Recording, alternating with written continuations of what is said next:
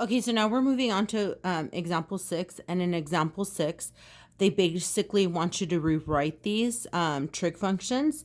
And pretty much you're simplifying, so similar to what you've done in example 5 and even example 2. And I would say a little bit of 3 and 4 as well. So when you rewrite them, you don't want them in fractional form. So we can't end up with a fraction, okay? So this is the example that I'm going to do. Sine squared of y over 1 plus cosine of y, okay? Again, you want to use your trig identities, okay, and simplify as much as you can. You just can't end up with a fraction at the end. So that's kind of the goal, okay? So as soon as I see this, I start thinking, okay, what can I write? And I can change the top sine squared of y as using one of the trig identities, and I could say 1 minus cosine squared of y, okay? And I figured that way we have cosine and cosine, okay? And then, so I have 1 plus cosine of y and 1 minus cosine squared of y. And so now I'm going to apply the properties that we learned in example 3 and example 4, and I'm going to do factoring. So for this one, this is the difference of two squares. So kind of like backwards FOIL. So for 1 minus cosine squared of y, okay, I'm going to factor that out, and I'm going to end up with, and I'm going to do it in a different color, and I'm going to end up with 1 minus cosine of y times 1 plus cosine of y, okay? So this here gives me these two, okay? Let me move that a little bit, okay?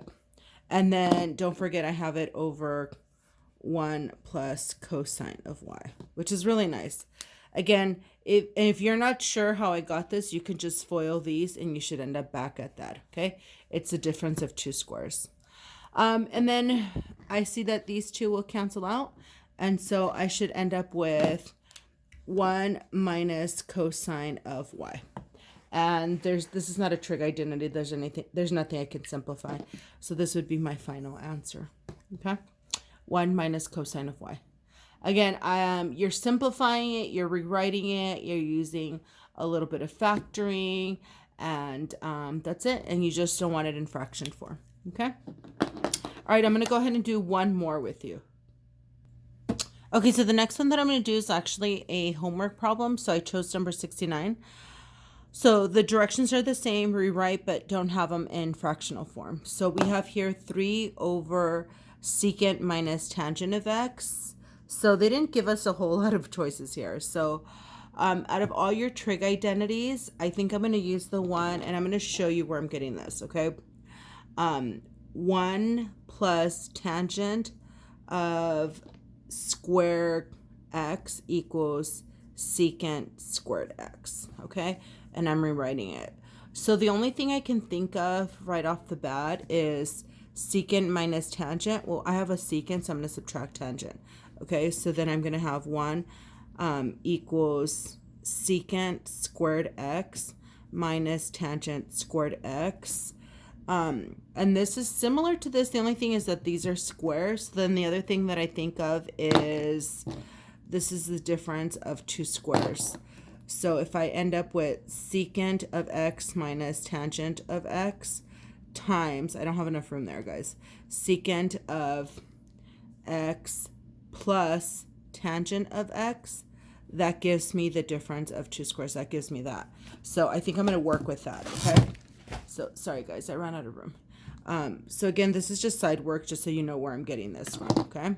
So remember, the difference of two squares will give me secant of x minus tangent of x and secant of x plus tangent of x, okay?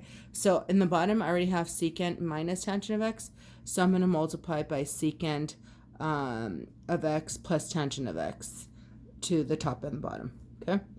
So then I'm going to end up with secant of x plus tangent of x, and then the top I will multiply by secant of x plus tangent of x, okay? I'm going to move that. Now remember, this is the difference of two squares. So it gives you this. And this is equal to 1. So technically, I should have now 3 times secant of x plus tangent of x over 1. And again, all of this will simplify to 1. So technically, this is my answer because there's nothing I can do anymore. Okay. Again, all of this will simplify to 1. Okay. So, yeah, there's not much work. You just have to understand which trig identity you're going to use and apply it. Okay. And again, I actually did this one right now, right off the bat. Okay. All right. Awesome.